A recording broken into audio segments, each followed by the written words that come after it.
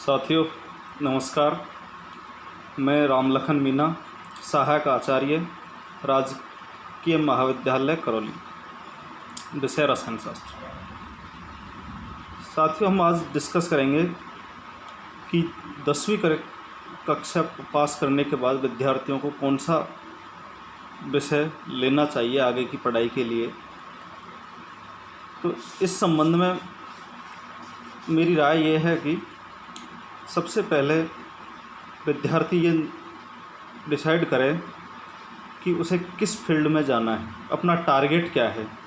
उसे medical line में जाना है, इंजीनियरिंग फील्ड में जाना है, या प्रशासनिक सेवाओं में जाना है, या कोई और अन्य सेवाओं में जाना है। उसी के अनुसार सब्जेक्ट लिया जाता है। जैसे यदि किसी विद्यार्थी को डॉक्टर बनना है तो वो बायोलॉजी विषय की पढ़ाई करें, बायोलॉजी विषय का चयन करें।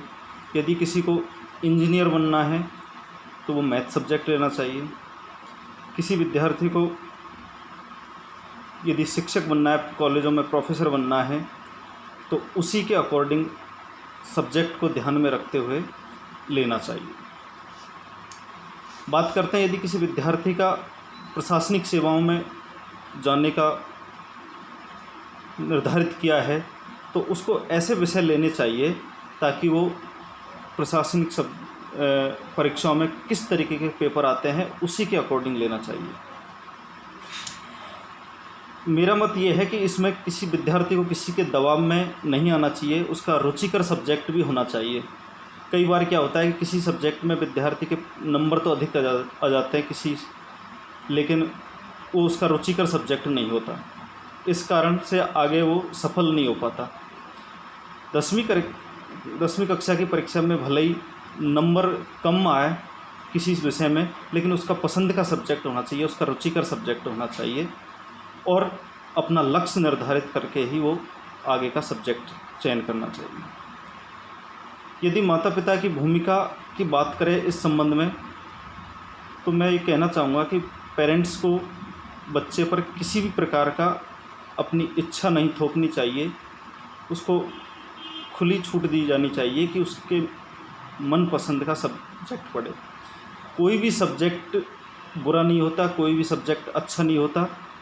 पढ़ने वाला, मेहनत करने वाला विद्यार्थी है तो किसी भी सब्जेक्ट में अच्छे मुकाम पर वो पहुंच सकता है, विशेषकर वो ईमानदारी और लगन के साथ मेहनत करे।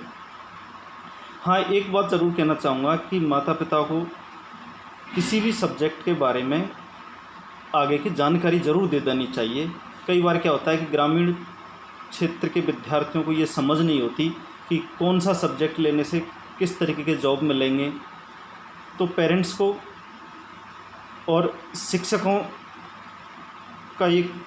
शिक्षकों के माध्यम से उनको ये जान लेना चाहिए कि कौन से क्षेत्र में किस प्रकार के जॉब है, किस प्रकार की पढ़ाई करनी पड़ेगी, तब जाके वो सफलता मिलेगी।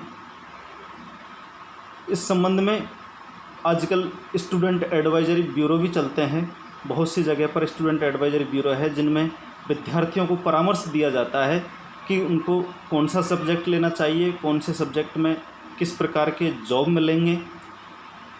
तो विद्यार्थियों को यदि किसी प्रकार की असमंजस है उसको लेने में, समझने में कि मुझे कौन सा सब्जेक्ट लेना चाहिए, तो स्टूडेंट एडवाइजरी ब्यूरो पर जाकर के संपर्क कर लेना चाहिए। विद्यार्थियों को अपने शिक्षकों से भी बात कर लेनी चाहिए, उनसे भी सलाह ले लेनी चाहिए कि मुझे कौन सा सब्जेक्ट लेना चाहिए, किस सब्जेक्ट में किस तरीके का जॉब है, इस बारे में। हाँ, सब्जेक्ट का फाइनल चुनाव विद्यार्थी खुद अपने डिसीजन के आधार पर करे, अपनी रुचि के आधार पर करे। धन्यवाद।